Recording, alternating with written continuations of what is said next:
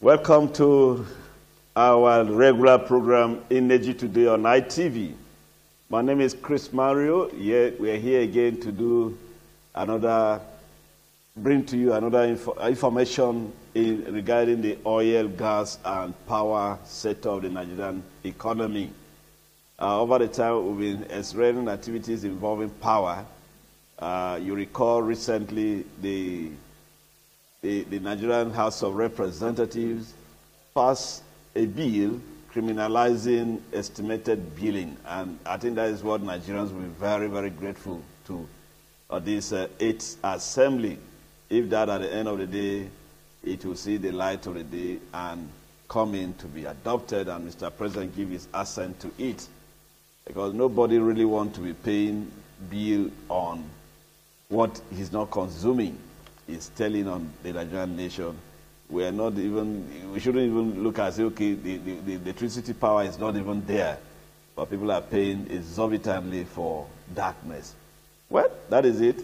Just recently, a week ago or so, Nigeria played host to over 17 African countries, codenamed African countries of oil producing Africa oil producing countries summit here in Abuja. It was a 3-day affair.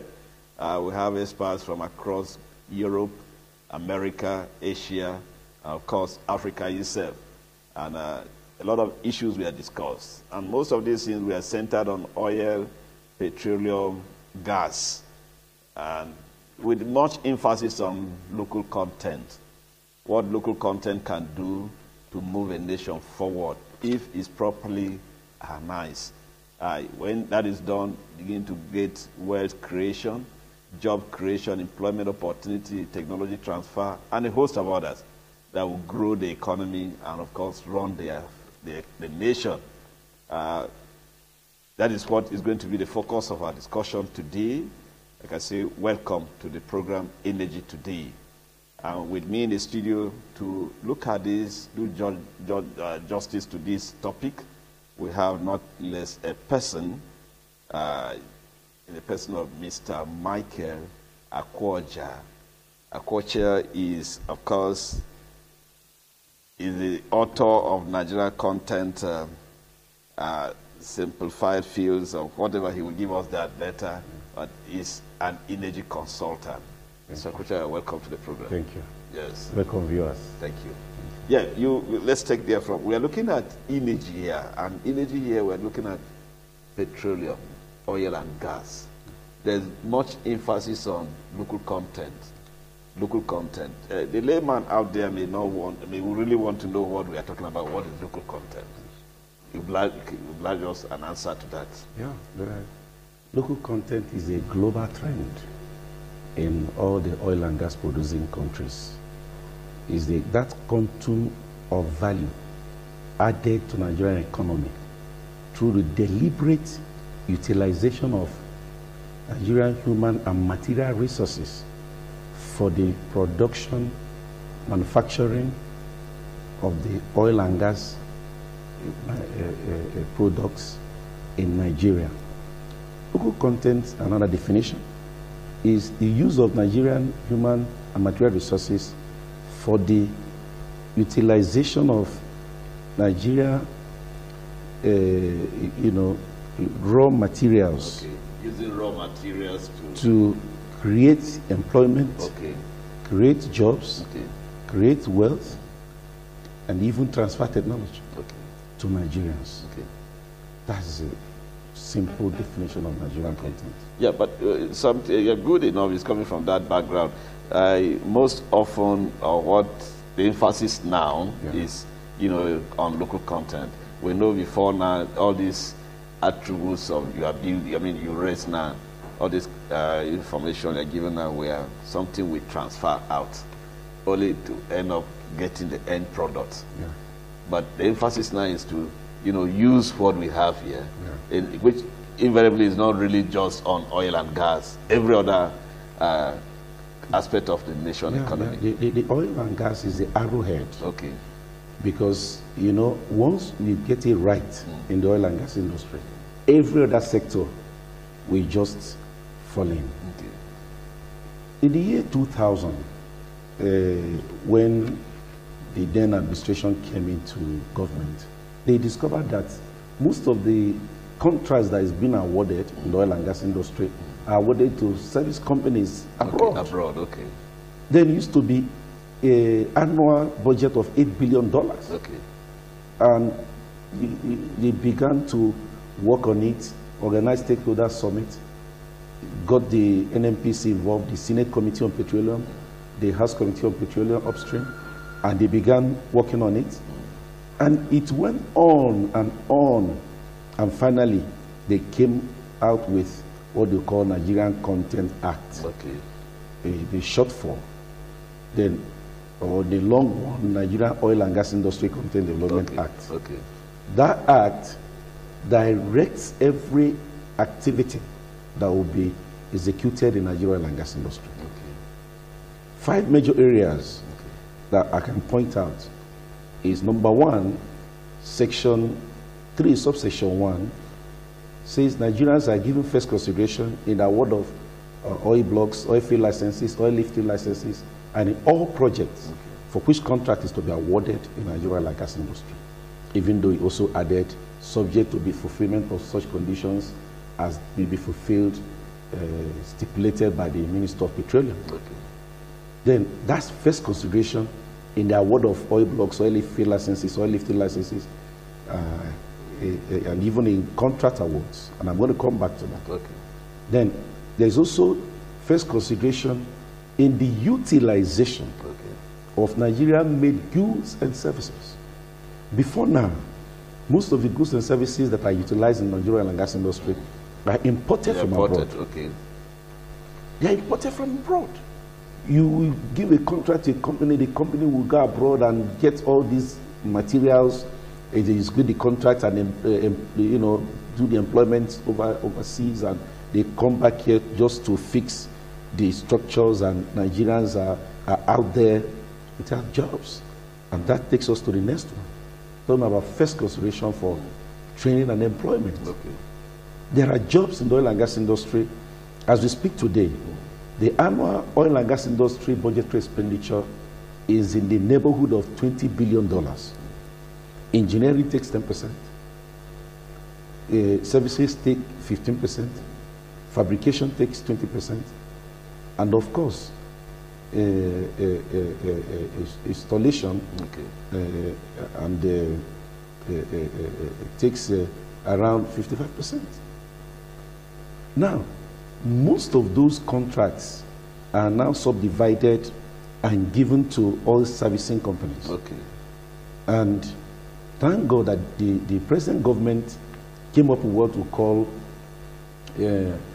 Executive Order 5. Okay.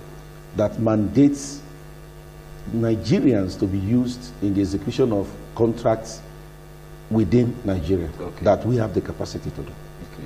If not, how will you develop your local economy? How will you develop your indigenous community? Yeah, by importing skill, manpower. And but the third one is, we've talked about first consideration for award of contracts, oil blocks, oil field licenses.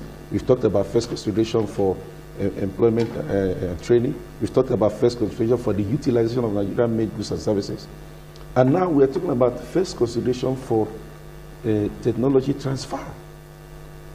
You cannot transfer technology if your people don't understudy the foreigners that have been sent to Nigeria to execute those contracts. And there's also the first consideration for research and development. Because in the area of research, our research fellows and research institutions don't usually have way to execute their research work.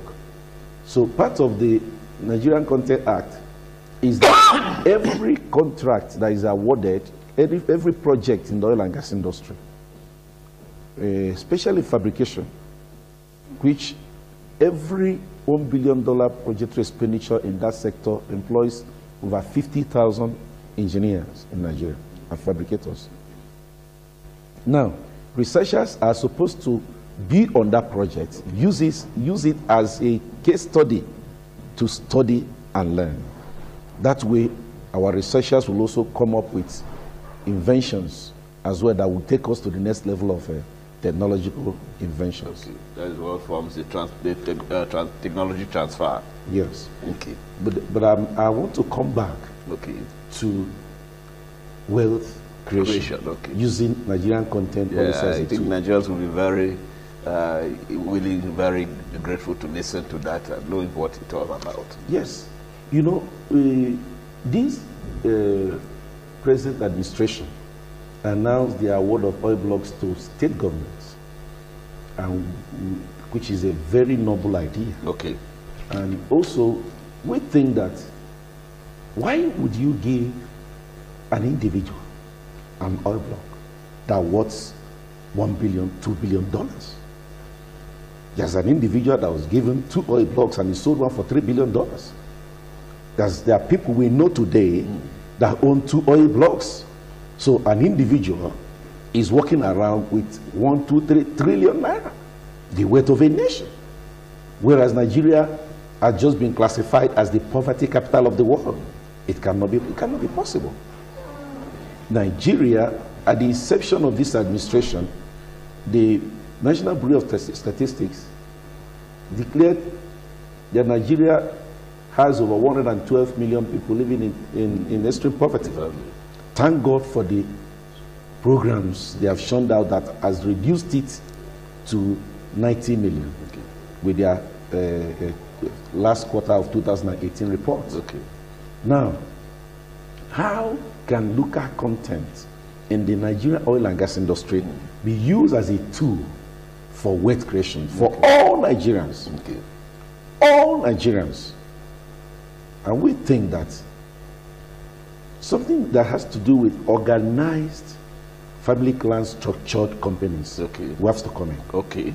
Because if you're giving, for an example, Nasarawa State here, an oil block, 25% of it or 50% of it should be given to organized family clan structured companies that will have all the family clans networked, even if there are 5,000. Okay. Networked 5,000 family clans can produce 100 companies, because one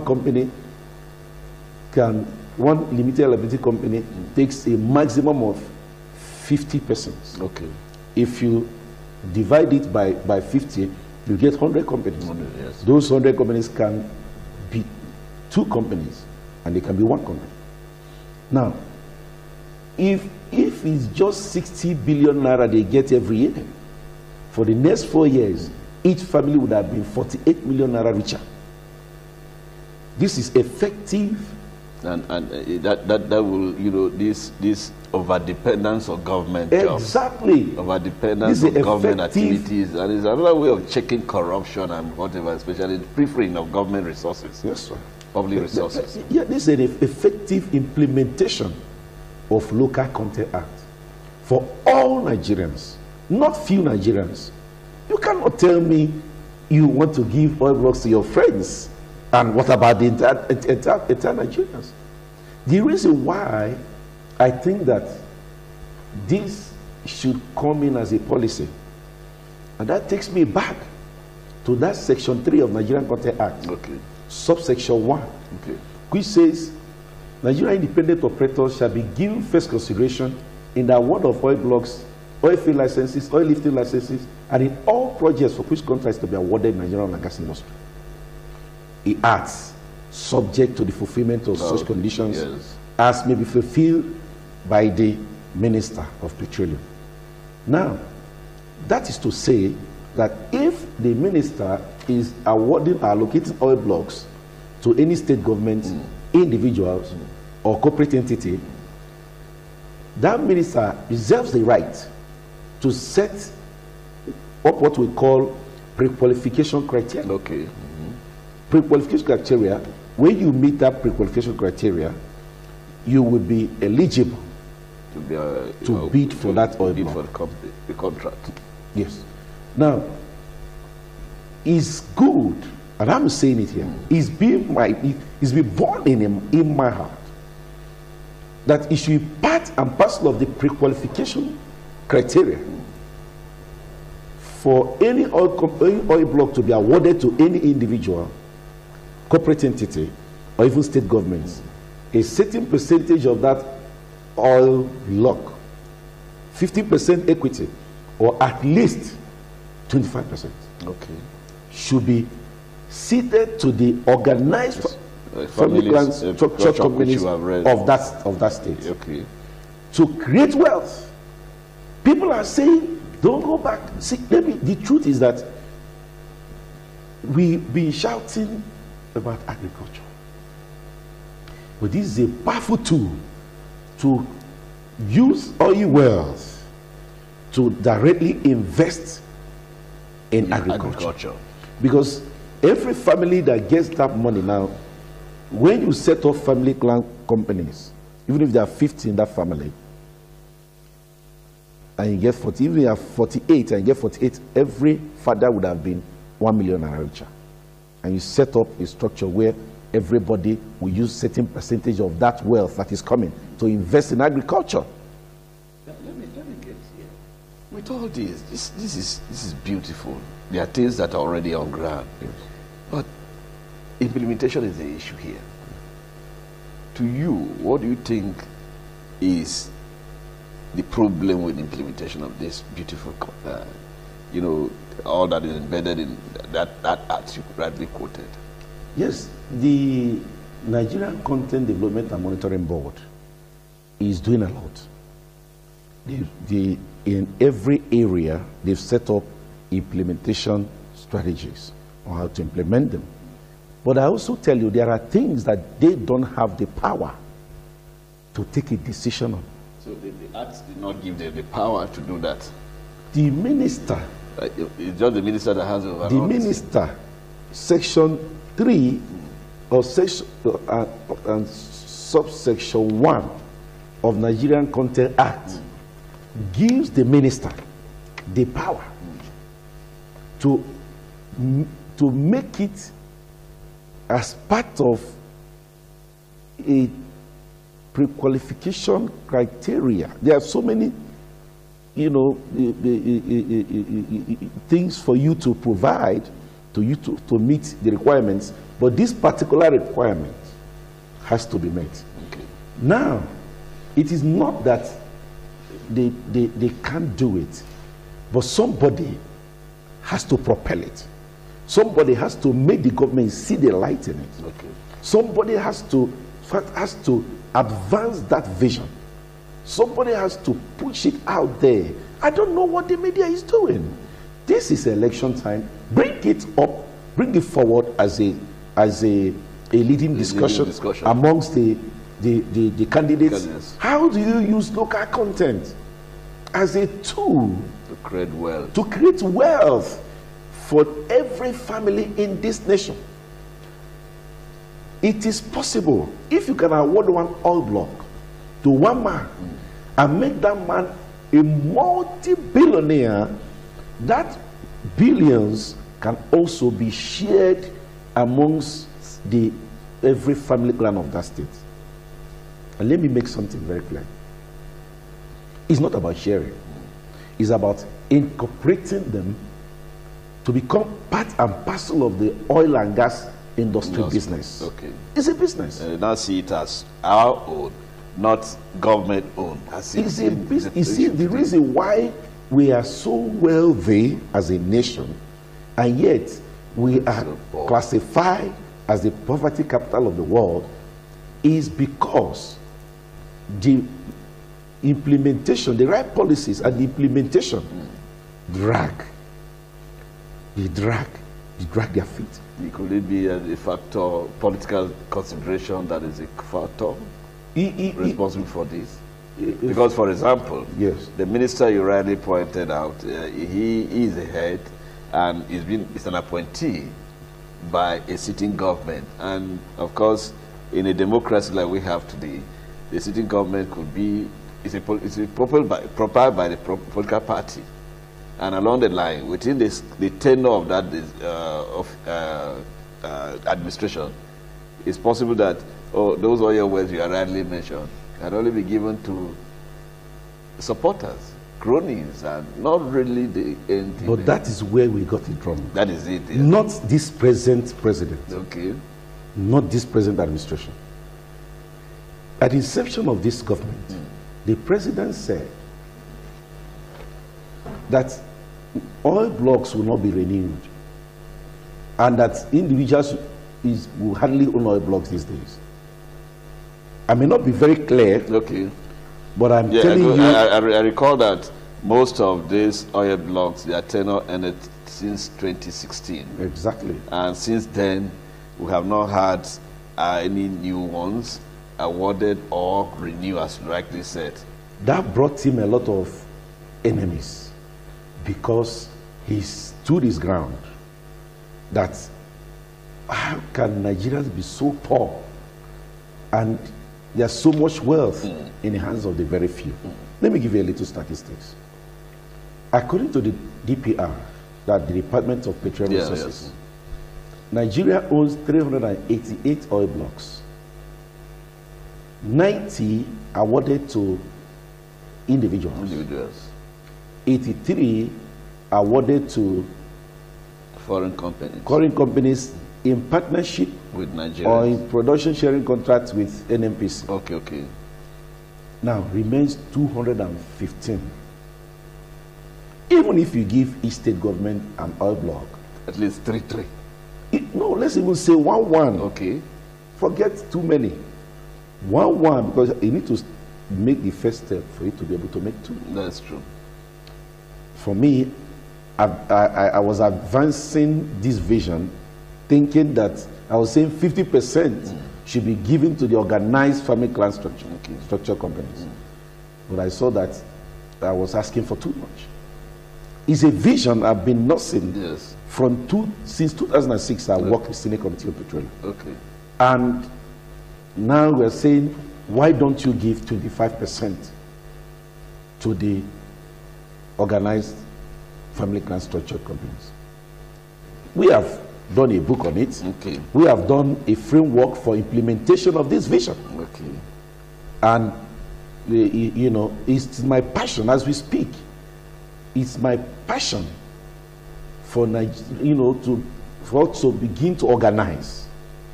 Because sometimes men that are in power are too busy. They don't have that time to study through and to see the benefits of what you are advancing. But if someone can find a way to push it forward, or even go ahead and begin to organize and begin to promote it, over time, even the doubting Thomases will see something good in it, and they will buy into it. Mike, from what you are saying, it's a German thing that if the government of the day or successful administration followed this, the letter of this act you rightly pointed out, taking the period from 2002 or 2005 or 6, the year 2000, 2001, 2002, and from that day till today, yes, this nation will have been Nigerian Content Act. It would have been wonderful. Somewhere. Nigerian Content Act it was passed in 2010, April. It took almost 10 years for it to get passed into law. So, but thank God it was finally passed. Okay. So the power is now given to indigenous companies. You know that most of because there's a lot of emphasis on local content and the rest of it.